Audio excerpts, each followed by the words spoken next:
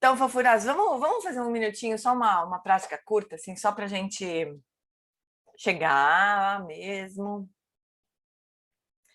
E principalmente para a gente estabelecer a nossa motivação para o estudo, para essa prática. Então, primeiro sente o corpo, solta as preocupações. Se prepara para dedicar esse tempo só para o estudo, só para a prática. Para ele não ser, para essa prática nossa não ser invadida pelas preocupações, pelas urgências. Não tem urgência agora. Só a nossa prática.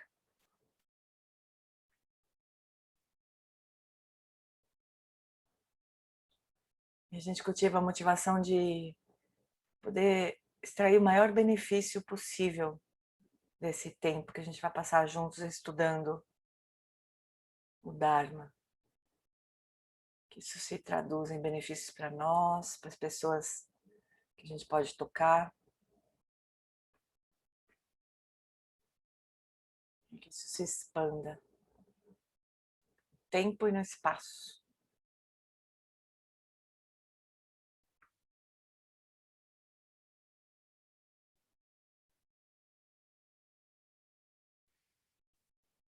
Muito bem. Então a gente vai seguir, né? A gente está estudando as paramitas, né? Ainda no livro da Jetsuma. Depois a gente vai continuar estudando o mesmo assunto no outro livro, né? Como a gente combinou. Vai ser bem bonito também. Mas a gente está estudando a Prajna Paramita agora, né? A sexta paramita. Então vamos seguir. A Jetsuma estava falando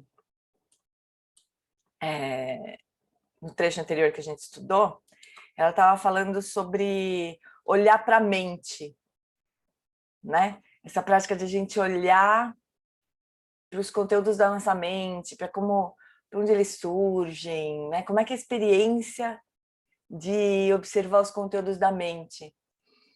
E daí ela diz que se a gente observar bem, assim, se a gente relaxar, se a gente tiver tranquilidade para fazer essa prática, a gente vai observar que tem espaços ali, né? Tudo surge num espaço. O espaço é sempre necessário para algo surgir, não é? Se não tiver espaço, não tem onde as coisas surgirem, não é verdade? Só que esse espaço da mente, ele não corresponde ao espaço físico, né? Porque é óbvio, os pensamentos nossos não estão no espaço físico, eles estão num outro espaço, num espaço mais sutil, numa experiência de espaço também, né? Interessante a gente pensar isso, uma experiência de espaço, uma experiência mental de espaço, né? Que quando a gente tem uma sensação de estar muito preocupada, muito perturbada com alguma coisa que está nos preocupando, a gente pode perceber que esse espaço, como que ele se aperta, assim, esse espaço interno, né? Esse espaço mental. Acontece como se fosse um colapso do espaço todo, né? Em torno desse aperto, assim, que a gente sente, o que a gente percebe. Repare a próxima vez que vocês se perturbarem, se é que isso vai acontecer ainda, né? Na vida de vocês, percebam. Como a gente tem essa experiência de contração, né? Também do corpo, da mente também, né? A fala, a gente praticamente não consegue nem dizer o que sente às vezes. Então tem essa experiência de contração. E se a gente puder, nesse momento, respirar, soltar e recuperar essa experiência de espaço, fica tudo mais fácil. A gente sente até dor, exatamente. Até dor. De uma contração, assim, né? Uma contração do nosso ser, a gente podia pensar. A gente não vê outras possibilidades, não é? Parece que as nossas possibilidades de escolha estão apertadas também. Eu tenho claramente essa sensação, assim, de estar num espaço apertado. Oi, Fafá! Também estou feliz de ver você aqui, o papai, ocupado de papai. Que bom, bem-vindo de volta, Fafá. Então é isso, né? A gente pode perceber isso. E esse espaço, recuperar essa experiência de espaço pode ser muito tranquilizador, assim, muito, sabe, muito acolhedor também, como se a gente tivesse espaço para acolher o que está acontecendo com a gente, para se mexer ali dentro, né? Muito interessante. Mas a Jetsuma está falando de uma outra questão aqui com respeito ao espaço, né? Ela está dizendo que nesse espaço a gente pode perceber a natureza da mente. É como se fosse o espaço, a experiência de espaço e a natureza da nossa mente, a natureza mais profunda da nossa mente, elas não são duas coisas diferentes, né? É como se o nosso espaço da mente ele fosse preenchido, ele não fosse separável da nossa própria consciência, né? Então, quando a gente não está distraído com os conteúdos da mente, com os espaços, com os objetos na mente, com tudo que surge na nossa mente, a gente pode, por fim, experienciar esse espaço, que não é um espaço verdadeiramente vazio. Ele está permeado pela nossa consciência, é a própria natureza da nossa mente. Então, ela está dizendo, nesse tipo de meditação, né, de observar o espaço da mente, esses momentos de liberdade dos conteúdos que surgem na meditação, a ideia é conseguir o maior número possível de lampejos de visão não dual como esses, e prolongá-los, né? Pode surgir essa experiência durante essa prática. À medida que a mente repousa naturalmente nessa consciência não nascida, quer dizer, essa consciência que está aí desde sempre, né? Pode ser que a gente... Qual página, Carmen? Putz, espera aí que eu vou achar o livro aqui, porque eu estou no... 146. 146. Obrigada. Porque o Kindle ele não mostra a página, ele mostra a posição. Às vezes ele mostra a página, o que facilita muito. Mas os mais antigos, acho que ele mostra a posição. Então, essa consciência não nascida é uma experiência também muito interessante que a gente pode ter. É como se a gente... às vezes eu sinto isso, assim. Que essa sensação de estar consciente, a sensação de estar consciente, né? De estar viva, de existir, né? Não existir como eu, pessoa, isso, aquilo outro, mas de existir, existência, né? É uma experiência até chocante, assim, até comovente, né? Experiência de existir. E porque a gente tem essa experiência de existir, existe o mundo. A gente nem sabe o que é não isso, né? O que é não existir? A gente nem faz sentido esse termo para a gente. Como é que seria não existir? Não seria. Nada teria sentido, né? Não seria, simplesmente. É muito louco de pensar isso, né?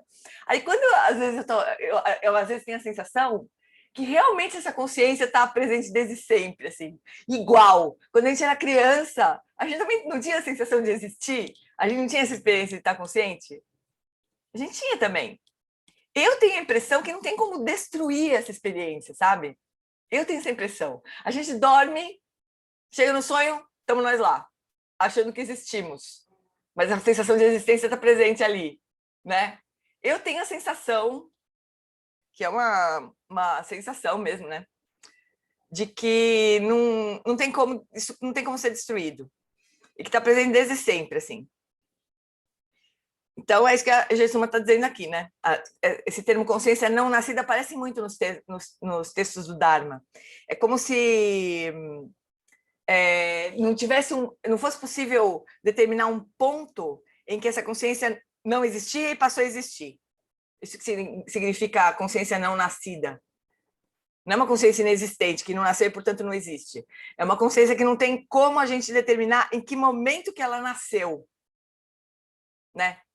Como é que era esse... É até engraçado falar. Como é que era esse momento em que ela não existia e passou a existir? O Alan Wallace, ele fala assim, que ele acha muito incrível, né? Como a percepção da consciência, da existência da consciência, ela é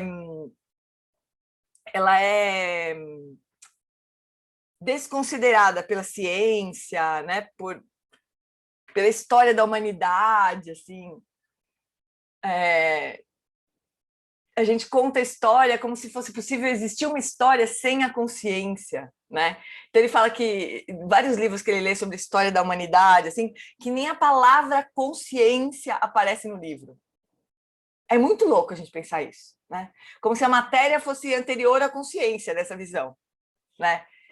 E qual seria o sentido do Big Bang, por exemplo, se não tivesse uma consciência ali para presenciar aquele evento, né? Como é que poderia existir alguma coisa sem o observador, ele diz, né? É um tema complicado aí, mas é só para a gente perceber, né, a importância desse termo consciência, dessa experiência de consciência, e o quanto ela é praticamente desconsiderada. A ciência até hoje não tem uma explicação para o que é, afinal, a consciência, da onde que ela surge, né?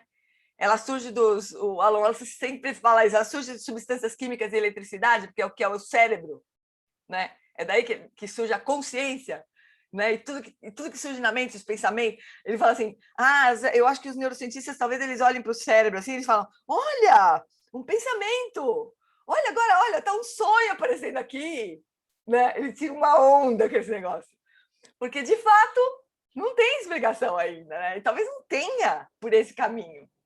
Talvez a explicação e a compreensão da consciência seja pela via contemplativa, né? Que é a forma de observar diretamente a consciência, ué. Ele fala assim, quando você quer aprender alguma coisa sobre qualquer coisa, sobre um pedaço de madeira, o que você faz? Você observa o pedaço de madeira, né? Você quebra a madeira, se você quiser, bota, sei lá, num aparelho para investigar mais, né? É isso que a gente faz quando a gente quer observar a natureza de alguma coisa. E como é que, então, a gente deveria fazer para observar a consciência? Para entender a consciência? A gente precisaria observar a consciência, né? É simples assim. É uma coisa básica da ciência. A gente precisaria observar a consciência. E a única forma de fazer isso é introspectivamente, é a prática contemplativa. Então, o Alan Wallace tem esse projeto antigo, né? Esse sonho antigo que agora parece que está indo, agora finalmente, vencidas todas as burocracias e todos os percalços, né? De montar esse centro de pesquisa contemplativa, né? Ele vai colocar os praticantes em treinamento full time para fazer essa prática e cientistas juntos. E o contemplativo, o praticante, ele é um investigador, na verdade. Então ele vai aprender a reportar a experiência de uma forma científica, com rigor de um cientista, né? Reportar os achados dele no instrumento dele, que é a própria atenção, propriamente, né? Vai ser bonito isso daí. Porque é claro que existem muitos estudos sobre meditação, tem 400 milhões de estudos sobre meditação. Mas esses estudos são todos como se o praticante fosse um macaco, né? Um chimpanzé, qualquer coisa assim, porque não importa muito o praticante, ele não participa como investigador desses estudos, na maioria deles. A experiência subjetiva dele não importa nesses estudos, né? E a experiência subjetiva, no caso da consciência, é a única coisa que a gente vai ter, porque não existe outro método de investigar a consciência, além do sujeito investigando a consciência, né? Então, é uma coisa muito bonita, assim, muito interessante. Mas por que será que eu comecei a falar tudo isso, né? Por causa da consciência, da natureza da consciência, né? Então, a consciência não nasce... Deixa eu botar essa frase aqui. À medida que a mente repousa naturalmente nessa consciência não nascida, né, nessa experiência mais primitiva de estar consciente, assim, que a gente pode ter essa impressão de que ela não teve um momento em que ela passou a existir, quando a gente tem essa experiência com mais frequência por períodos mais longos, ao final o praticante irá permanecer nesse estado desperto o tempo todo. É um nível de consciência que não tem fronteiras. É repousar na própria natureza da consciência, que tem essas qualidades, né? De não ter fronteira, não tem uma coisa que a gente possa dizer, minha consciência vai até aqui, daqui para lá não vai. Não tem nem sentido isso, né? Essas afirmações, assim, essas perguntas. Até onde vai sua consciência? Puta, sei lá até onde vai. Não deve ter um lugar que a partir daqui minha consciência não vai, né? Não teve um momento que ela passou a existir. Essas são as qualidades da consciência, dessa experiência mais íntima de consciência, né? Mais primitiva de consciência. A Adriele falou, na nossa sociedade parece que a palavra consciência está mais ligada à moralidade. Depende do ambiente que você está, né? Se você está no ambiente de neurocientistas, a consciência está ligada ao cérebro. ela é subproduto do cérebro. Se você está num ambiente de sociólogos, ou sei lá, ou de religiosos, assim, a palavra consciência pode estar ligada a esse discernimento moral, né? Você tem consciência de alguma coisa, mas aqui nós não estamos falando disso, né? Nós não estamos falando de moralidade, a gente está falando de uma coisa ainda muito anterior a qualquer conceito, na verdade. Inclusive a moralidade, né? É como se fosse a própria... Às vezes o Lama Wallace, ele compara a consciência como se fosse a energia elétrica que passa pelos fios de eletricidade. É a corrente elétrica que passa por lá, né? Que faz as coisas depois funcionarem, assim, né? Você liga a coisa na tomada, é como se a gente fosse, sei lá, a gente nascesse, vamos supor, liga na tomada, aquela consciência anima aquilo que foi ligado na tomada. Uma comparação mais ou menos, mas assim, é uma coisa bem, bem primitiva, né? Consciência nesse sentido que a gente está lendo aqui. Não é nem a consciência de algo, é a consciência dela mesma, se a gente fosse escolher um objeto, né, para ela. Então, um nível de consciência que não tem fronteiras, não existe o eu e o outro. É o céu como se fosse o céu, e o céu não tem centro, o céu não tem circunferência, ele é ilimitado, o céu permeia tudo, não apenas o espaço acima de nós, mas todos os lugares, é o próprio espaço. E sem o espaço não poderia ter nada, porque o espaço é tudo, né? O espaço permeia tudo.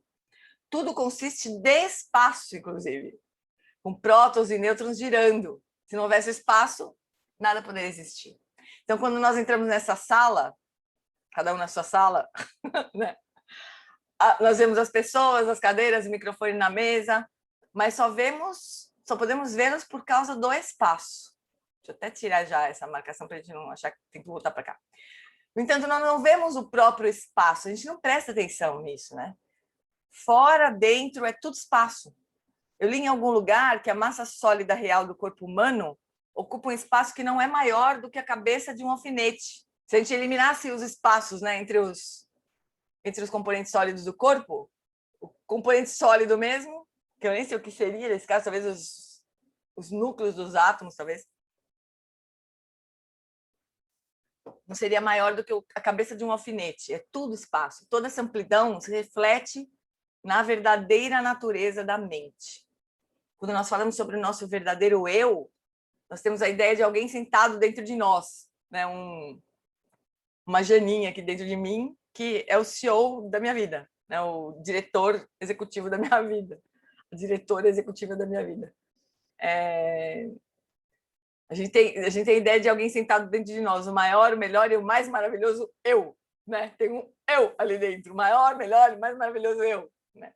Mas não é disso que estamos falando de maneira alguma. Quando nós realizamos a verdadeira natureza do nosso ser, onde está o eu e onde está o outro, quando a gente realiza essa verdadeira natureza do nosso ser, né?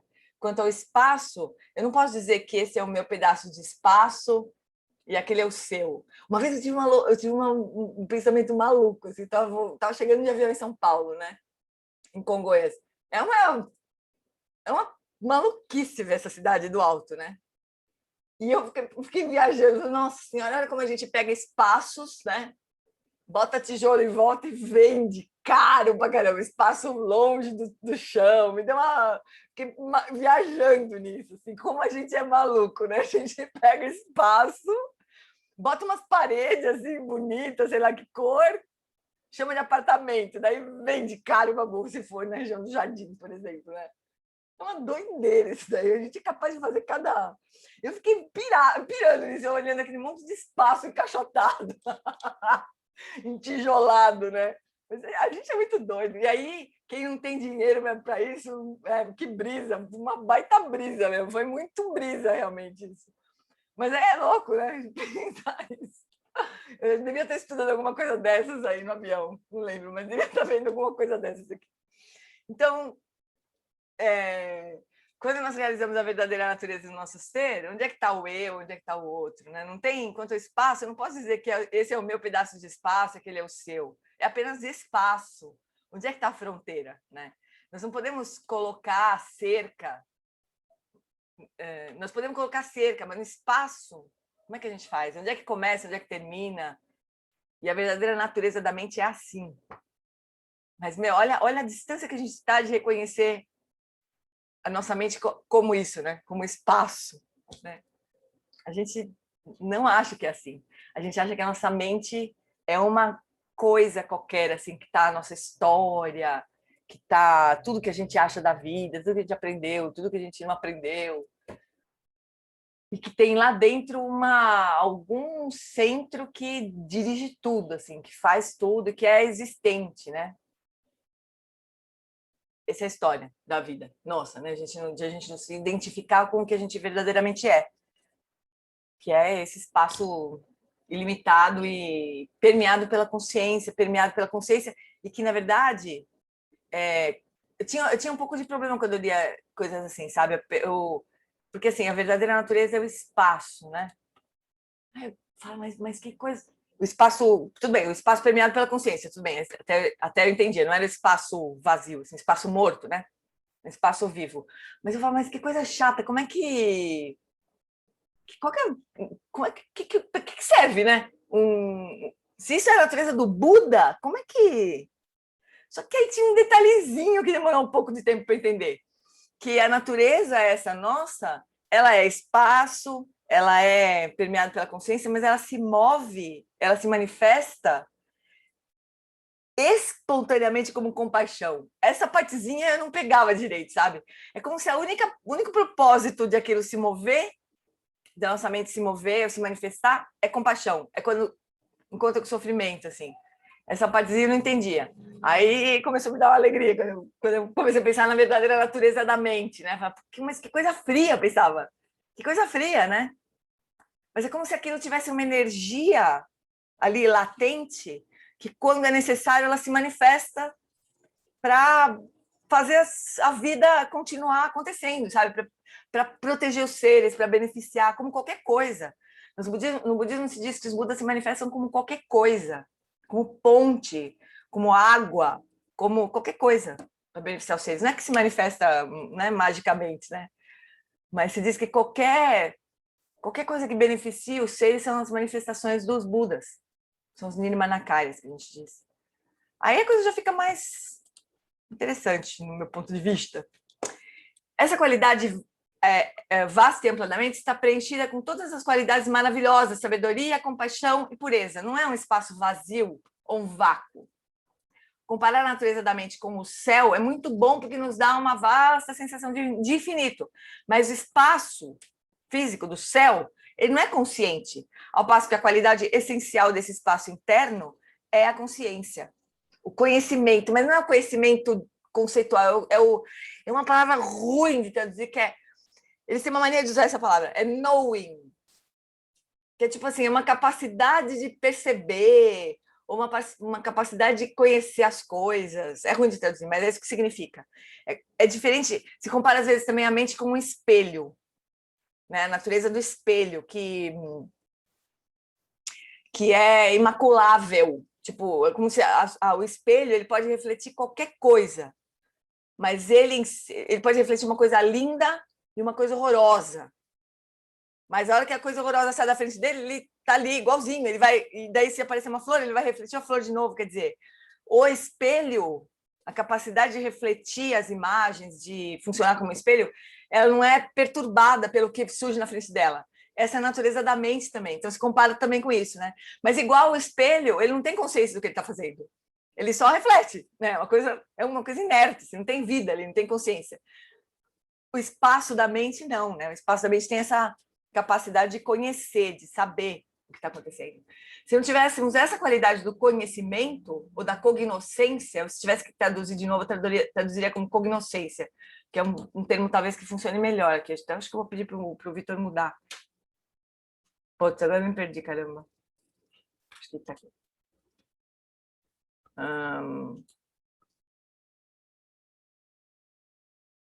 Tá aqui, né? Acho que tá aqui. Se não tivéssemos essa qualidade do conhecimento, da cognoscência, nós não poderíamos existir. É a clara consciência por trás do funcionamento dos nossos sentidos que nos permite conhecer as coisas. Então, tem uma consciência que experimenta o mundo por meio dos sentidos físicos e por meio do sentido da mental, né? Mas tem uma coisa que está antes dos sentidos, né? Que é essa consciência, que ilumina os nossos pensamentos, as nossas emoções, como fosse uma luz, assim, né? Que reconhece, que ilumina. Por trás do movimento da mente conceitual está o vasto conhecer silencioso. Por trás dos conceitos, por trás dos pensamentos, tem essa. Primeiro, antes de tudo isso, tem a consciência, né? Só que a gente não tem habilidade, a gente não tem essa habilidade, a gente não treinou para reconhecer a consciência em si. A gente treinou a vida inteira, desde que nasceu, para virar essa consciência para fora e reconhecer as coisas que estão fora da gente. Muito depois da nossa vida é que a gente vai começar a achar que pode dirigir essa consciência para dentro. E aí observar a mente, observar os pensamentos, observar as emoções. Mas quase nunca a gente treina para deixar a consciência simplesmente reconhecendo ela mesma, sem se dirigir para fora. Simplesmente descansando da própria natureza. E isso, porque a gente não aprende isso, a gente nunca se livra de nada. A gente sempre se confunde com as coisas, assim. A gente deveria aprender a se reconhecer e a se identificar com a própria consciência. Mas a gente nunca faz isso. A gente se identifica com tudo que a consciência percebe. E essa desgraça. A gente reconhece uma coisa que é boa, a gente quer pegar. A gente reconhece uma coisa que é ruim, quer se afastar. E a gente passa a vida inteira fazendo isso até que morre. Essa é a história da nossa vida, fim. Fim, né? Aí todo esse mundo acaba na visão budista, todo esse cenário aqui. E a gente renasce num outro corpo, num outro lugar. Assim. A Gisele perguntou o que é cognoscência. Então, cognoscência é essa capacidade da consciência de perceber as coisas, né? Então, se eu coloco essa xicrinha aqui na frente do espelho, a imagem da xícara aparece na frente do espelho. Mas o espelho não sabe de nada do que está acontecendo, né? Só está refletido. Agora, se eu mostro para você essa xícara aqui, você vê a xícara, você percebe a xícara, né? Por quê? Porque a consciência reconhece as coisas. Ainda que você não nomeie, que você não saiba nada sobre essa xícara, você percebe aquilo, né? Por meio dos sentidos físicos, né? Por meio da própria mente. Isso que é cognoscência. Talvez funcionaria melhor. Que eu vou pedir um dia eu vou revisar esse texto aqui. Faz tanto tempo que esse livro foi traduzido que podia melhorar. Um dia eu vou pedir para ele deixar fazer uma revisão da minha própria tradução. Na verdade, não foi nem eu sozinha, foi eu e a Lúcia Brito que traduziram esse livro. Porque foi no começo, quando eu comecei a traduzir, eu tinha um medo horrível de traduzir o livro sozinha. Aí eu pedi ajuda para a Lúcia, que era uma tradutora super experiente, querida, minha amiga do Sul. Mas acho que está na hora de a gente revisar esse texto aqui. Bom, então é isso, a clara consciência por trás do funcionamento dos sentidos, né? Que nos permite conhecer as coisas, que ilumina pensamentos e as emoções. Por trás do movimento da mente conceitual, tal vasto conhecer silencioso. É tão simples, mas nós não acreditamos. E de fato é triste que nos escape. Nós ignoramos a simplicidade que está à nossa frente. Eu queria muito, eu não sei se eu consigo pegar rápido isso, deixa eu ver se eu consigo. Me deem um minuto, que eu vou ver se eu consigo localizar um vídeo da Jetsuma, que ela fala sobre a natureza da mente. Só um pouquinho. Deixa eu ver se eu consigo. Natureza da mente, Jetsuma Tenzin Palmo. Tá aqui. Achei-lo. Então, um videozinho de 5 minutos. E ela vai falar sobre exatamente isso que ela está falando. É legendado. Então, vocês... quem precisar enxergar a legenda... Espero que vocês consigam. Senão, depois eu também mando... Obviamente, eu mando o link, né? Mas vamos ver se a gente consegue assistir juntos aqui. Peraí. Deixa eu compartilhar o som. Kelly, linda. Oh, querida, quanto tempo. compartilhar o som aqui. Ó, 5 minutos e 42. Natureza da mente. Tachijon é o lugar onde a Jetsuma tem um monastério, né? Vamos ver.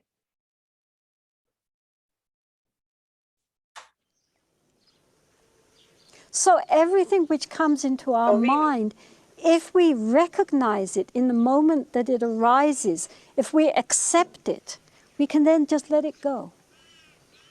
We don't have to hold on to it. We don't have to give it energy. We don't have to be swept away. We are on the riverbank looking at the river flowing. We are not right in the middle of the river being swept along.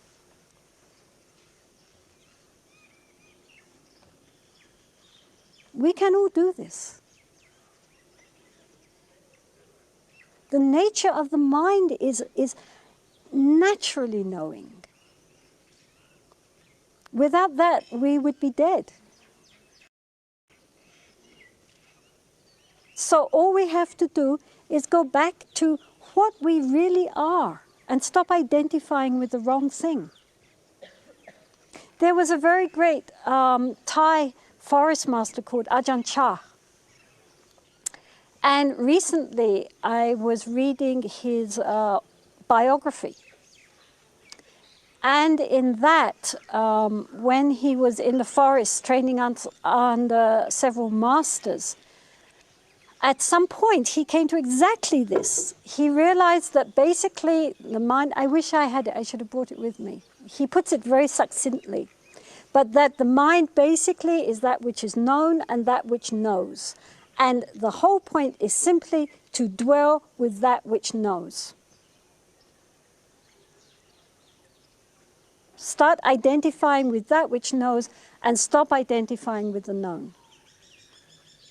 That's all. It's so easy.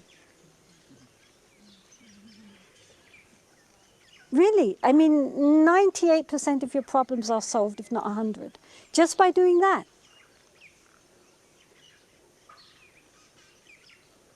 But we don't do it. It's interesting that we don't do it.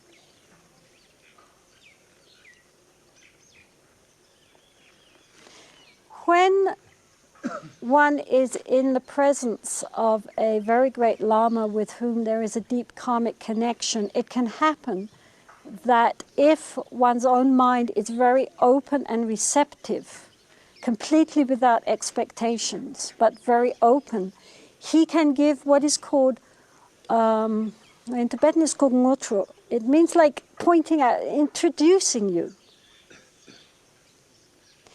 And he can introduce you to the nature of the mind. He doesn't give you anything.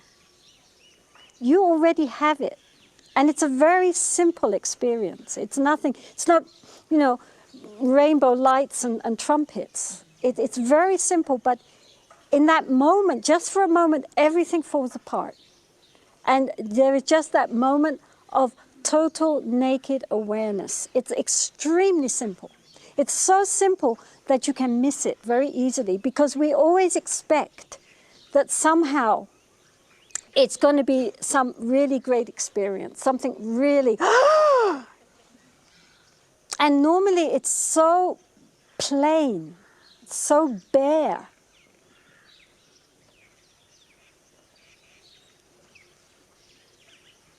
That almost people might think that can't be it. One time, one of our yogis up the hill was giving a lung, an oral transmission of one very famous Dzogchen text. Dzogchen is the mind training of the Nyingmapa school. And he was, of course, reading it out. And then he stopped and he said, you know, the problem with these kind of books is that it makes it all sound very high and very far and very fantastic. And it's so simple. It's so right here. And so you're looking out there in the future for some incredible thing to happen. And all the time, actually, moment to moment, it's already happening. But we don't recognize it. You see, every time you hear a sound, everything you see you can only see, you can only recognize a sound because of awareness. If we had no awareness, we would be like a corpse. But we don't recognize that awareness because we're so fascinated by our senses. Do you understand? Because we're so captivated by this panorama outside and all the panorama inside, all our thoughts and memories and daydreams and hopes and dreams, we miss the fact that behind all that is the knowing of it.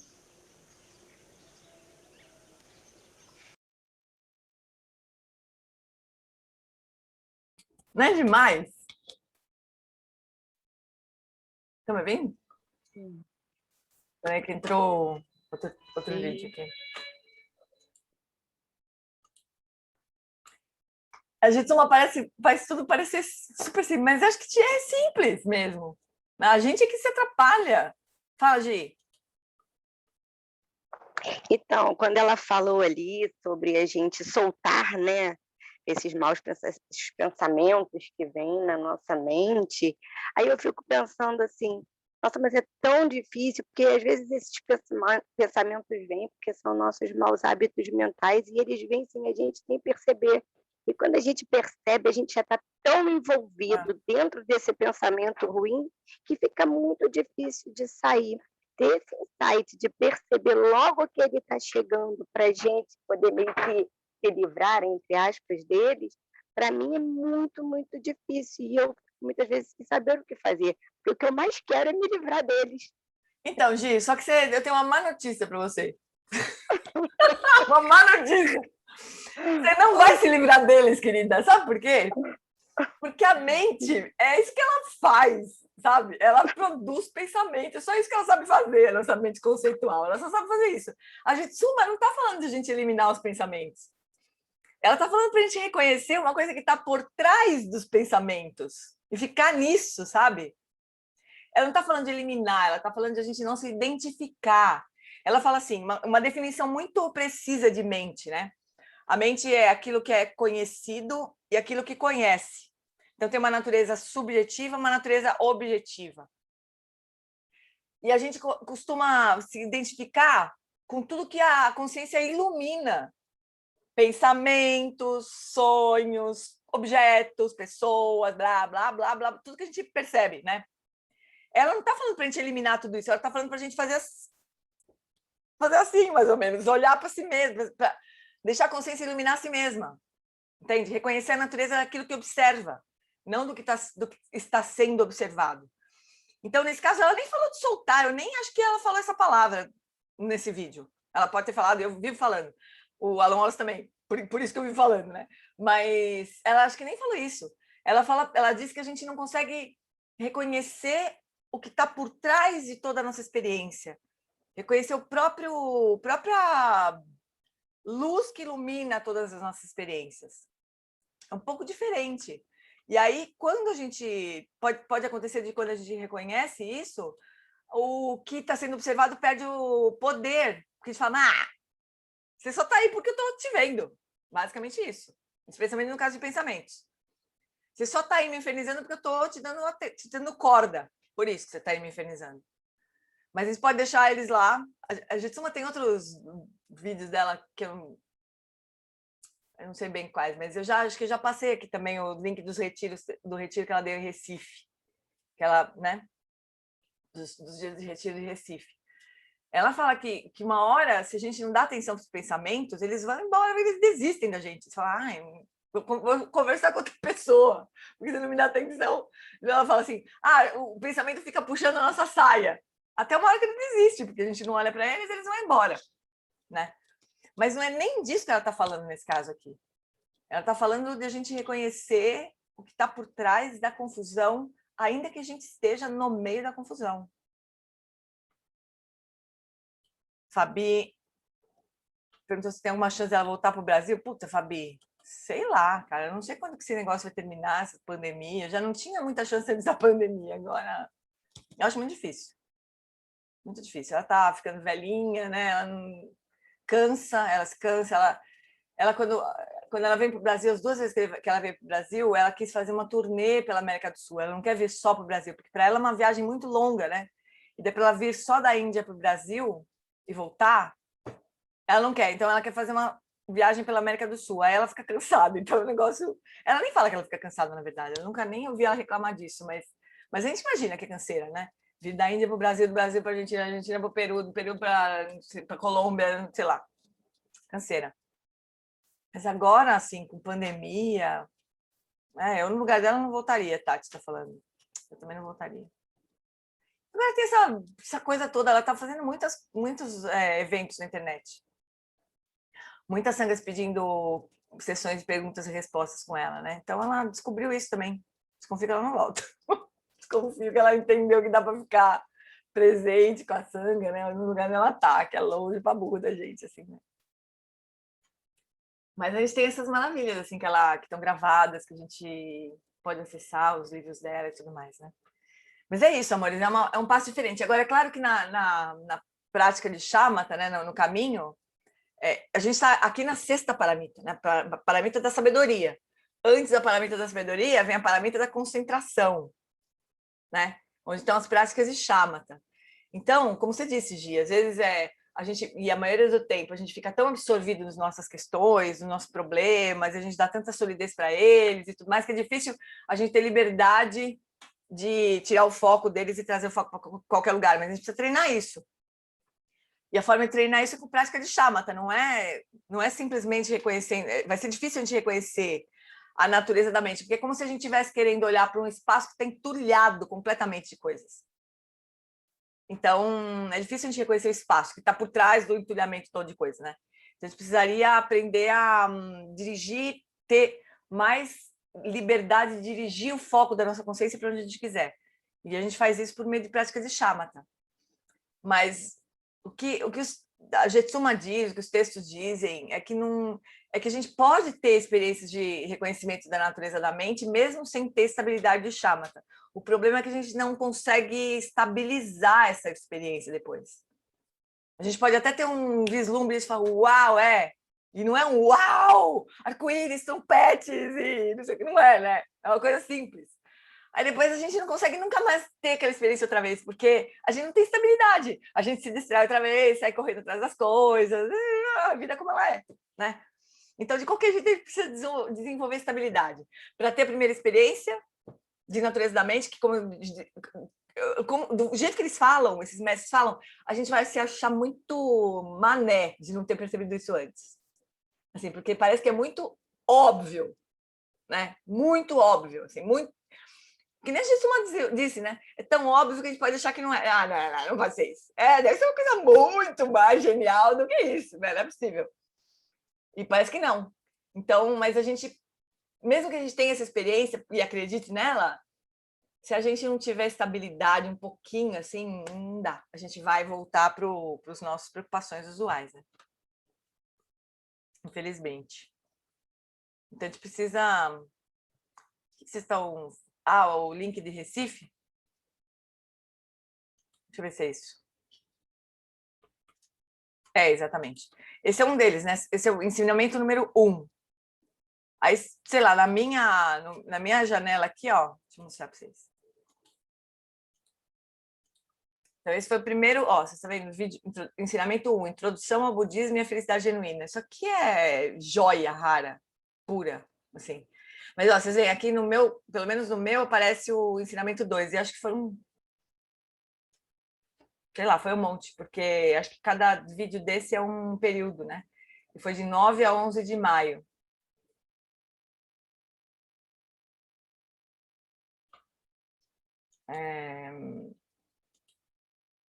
Deixa eu já pegar o link desse daqui da natureza da mente. Passar aqui. So everything which comes into our mind, if we recognize... Então é isso, fofuras. Tem muita coisa dela disponível. A gente precisa aproveitar realmente, porque ela tem uma habilidade, uma forma de explicar de um jeito tão simples que chega a ser, sei lá. Mas não tô achando... Peraí, deixa eu achar aqui a... Eu queria tanto...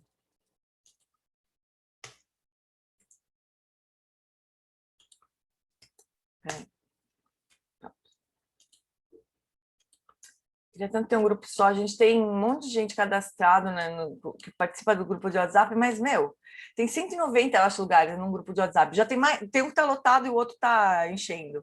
Mas aqui a gente nunca tem mais do que 45, 50 pessoas, né? Acho maluco. Eu odeio o grupo de WhatsApp, mas tem gente que parece que gosta de participar de grupo de WhatsApp, né? Tudo bem. Você sabe dizer que encontro vocês começaram... Putz. Oi?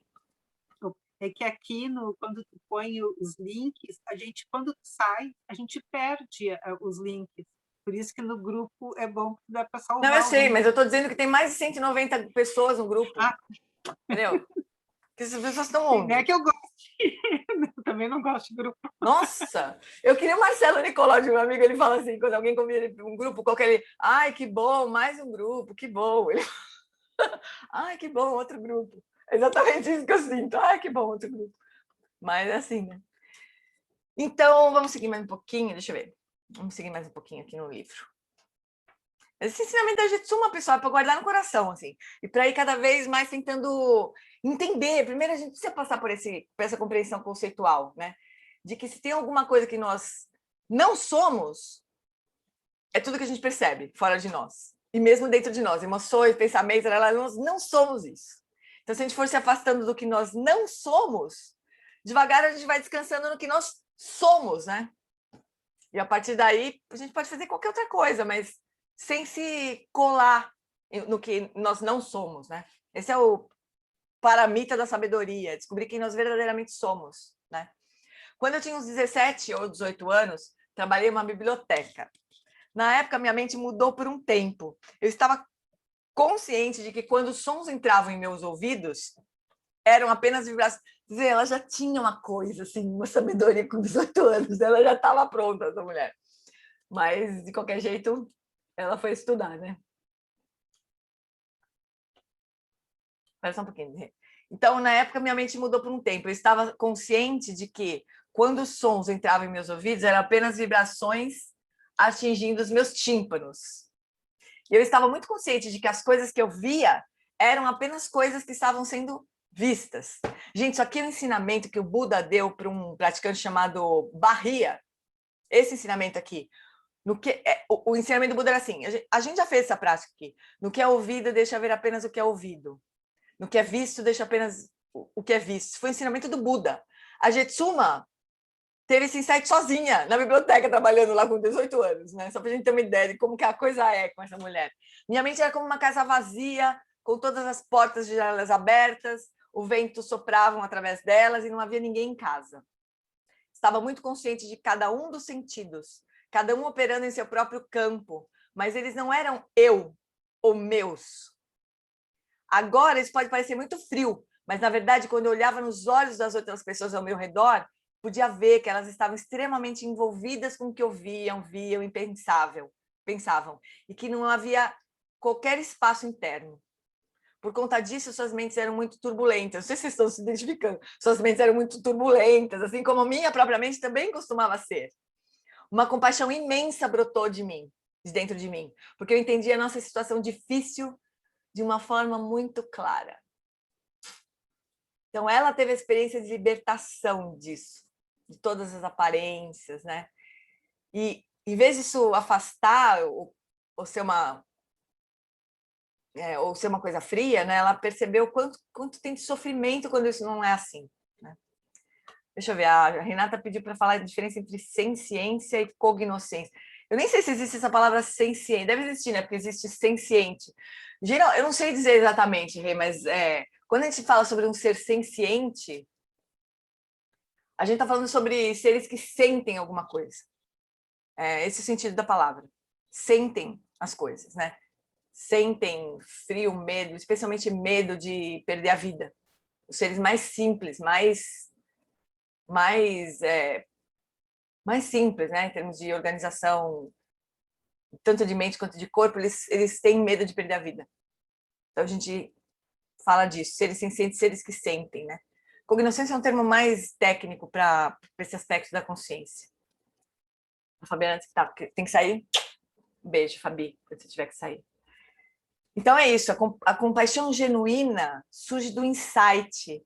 O Dalai Lama falou isso também. Ele fala que a realização da vacuidade, que é o que a gente busca aqui, que é o que a Jetsuma estava falando, né? A vacuidade do som, quer dizer, som é uma percepção, uma aparência, mas não sou eu. O som surge, mas surge porque tem a consciência ali para perceber. Por isso que ele surge. Então, ele não é alguma coisa existente inerentemente. Se não tivesse a consciência, ele não surgiria, né? Isso é uma forma de compreender a vacuidade. O Dalai Lama fala também que quando surge a compreensão da vacuidade, não tem outro jeito, não tem como escapar, surge a compaixão, porque aí o praticante vê que todo mundo está sofrendo porque não tem essa realização. Porque essa realização é um grande passo na liberação do sofrimento. Então, é como se você descobrisse o remédio, né, para uma doença. Mas a gente não tem como fazer o outro tomar, ou o outro vai precisar descobrir esse remédio também. E não descobriu, por isso que está sofrendo. Então, a compaixão brota do insight, né? É uma outra forma de dizer que é bonita essa relação entre compaixão e sabedoria, né? Insight, nesse caso, é a mesma coisa que sabedoria. É bonita essa relação, porque a gente vai buscar sabedoria por meio da compaixão. É um caminho da compaixão, é o caminho do Bodhisattva, né? Começa com a compaixão, porque é mais fácil para nós. É mais fácil a gente sentir compaixão e querer e sentir que o sofrimento pode ser aliviado e desejar que o sofrimento seja aliviado do que ter essa compreensão toda sobre a vacuidade. Então, é mais fácil no começo, né? Mas aí tem um ponto que a compaixão vai precisar se apoiar na sabedoria e as duas vão caminhar juntas. E depois, quando realmente surge a sabedoria última, surge a compaixão última também. O nível mais elevado de compaixão. A perfeição da compaixão, né? Se a gente pudesse falar isso, mas nem faz sentido nesse nível, né? É super bonita essa relação de sabedoria com compaixão, né? Uma parece que apoia, surge, e vão avançando na dependência da outra, né? Deixa eu ver como é que a gente tá, porque a gente vai precisar encerrar, porque eu tenho fisioterapia. Falta um pouco ainda para a gente terminar, né? Mas a gente está aqui. A compaixão genuína surge do insight, da sabedoria, né? Normalmente, quando olhamos e quando experimentamos alguma coisa, acreditamos para valer no que estamos vendo, experimentando. Nós ficamos envolvidos. É como se não houvesse espaço interno. Porém, quando desenvolvemos a consciência pura, essa experiência da natureza da mente livre, né? A consciência está sempre por trás dos pensamentos e dos sentimentos.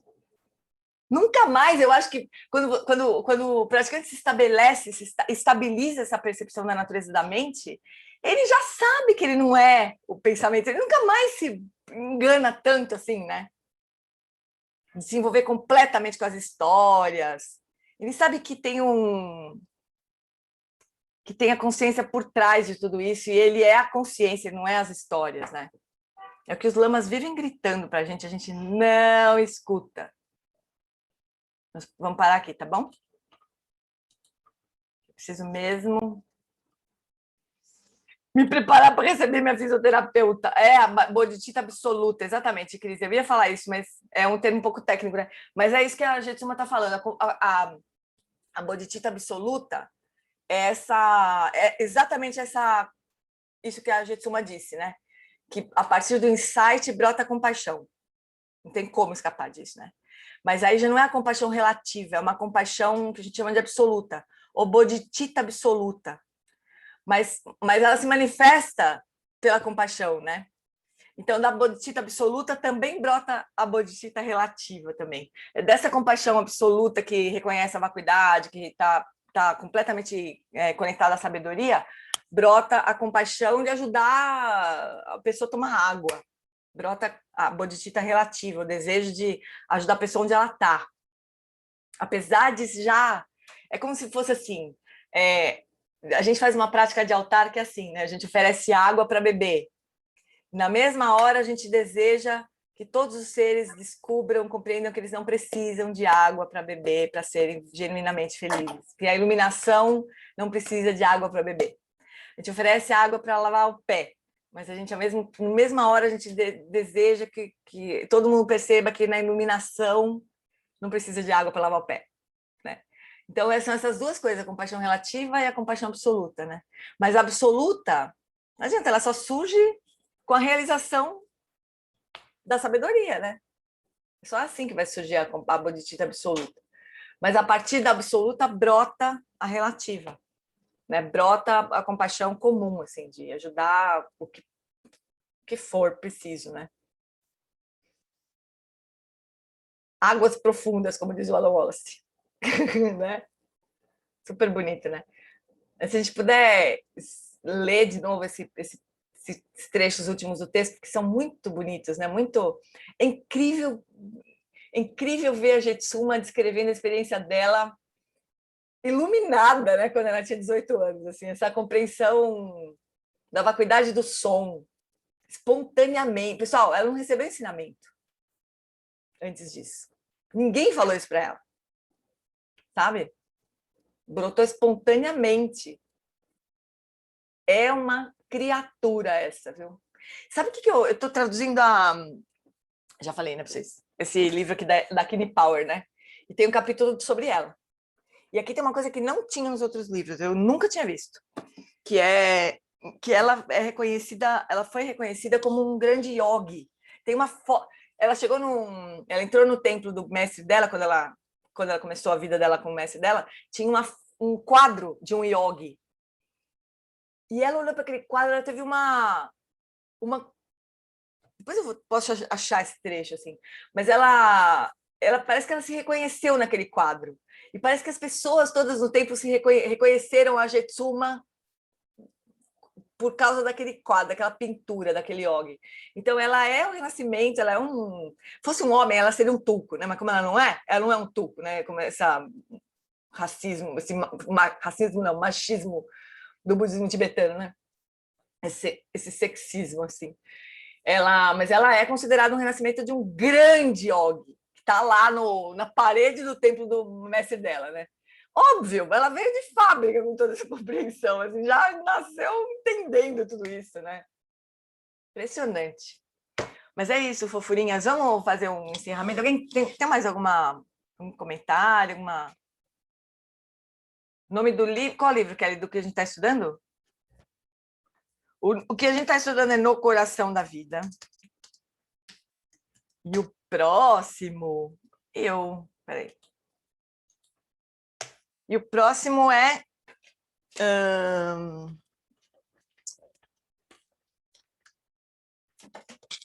grila, estou me atrapalhando os papéis aqui. O próximo é esse aqui, ó. O mundo poderia ser diferente. Que tem um capítulo para cada paramita e várias práticas que a gente pode fazer. Várias, tipo 10 práticas por capítulo, assim. Por isso que eu achei bem legal, sabe? A gente pode explorar, mas a gente vai fazer juntos, eu nem tô lendo direito o livro. Ó, a Carol já comprou essa danada. Carol, você precisa mandar uma foto para minha irmã, viu? Ela tava falando ontem. Manda logo, mulher. Tá ligada, né? Então, é muito legal, né, Carol? Você chegou a ler ou não? Alguma coisa? Não. Eu nem vou ler direito também, eu vou ler junto com você. Chegou agora. Chegou agora? Chegou hoje. Eu ganhei de presente esse livro, chegou o Vitor me mandou de presente o livro. Aí eu olhei e falei, nossa, a Ivone também comprou. Não é muito legal, Ivone? É muito lindo, né? Maravilhoso.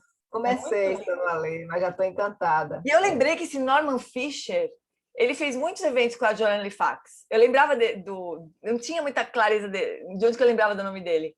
Mas ele fez muitos eventos com a Hiroshi, Joanna Lifax. Então é de lá que eu lembro dele, o autor, né?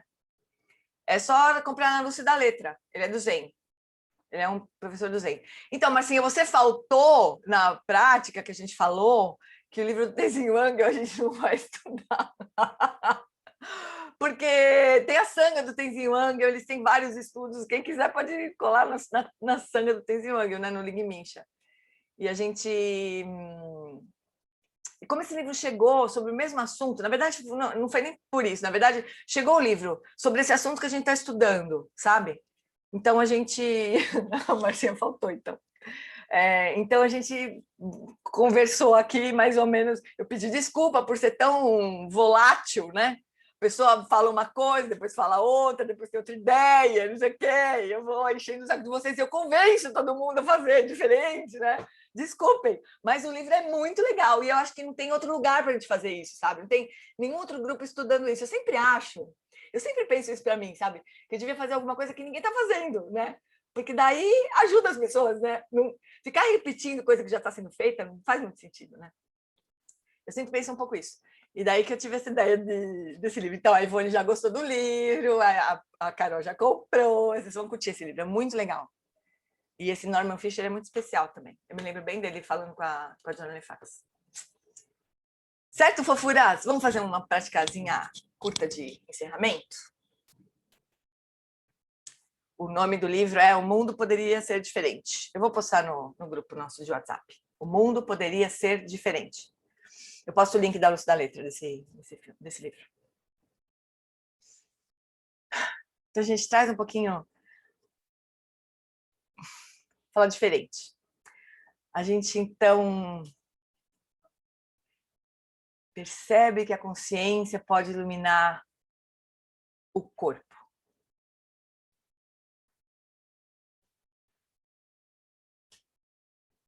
E a gente pode, então, estabelecer uma motivação para nós, como se fosse uma espécie de um voto de dedicação e um voto.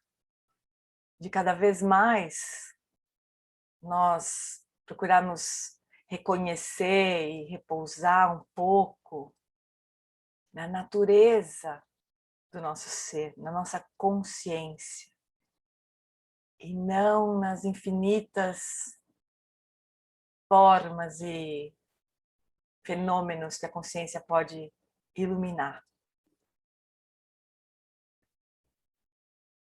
Quanto mais a gente se aproximar da natureza da nossa consciência,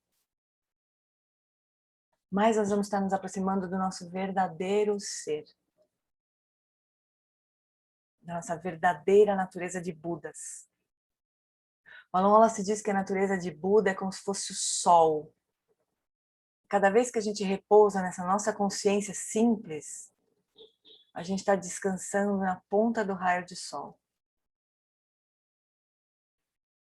Mais próximo nesse momento que nós podemos chegar da nossa natureza de Buda.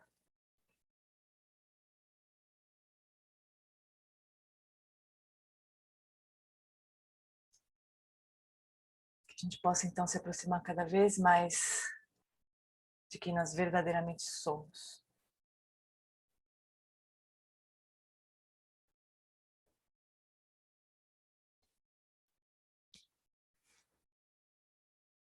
Então é isso, fofuras.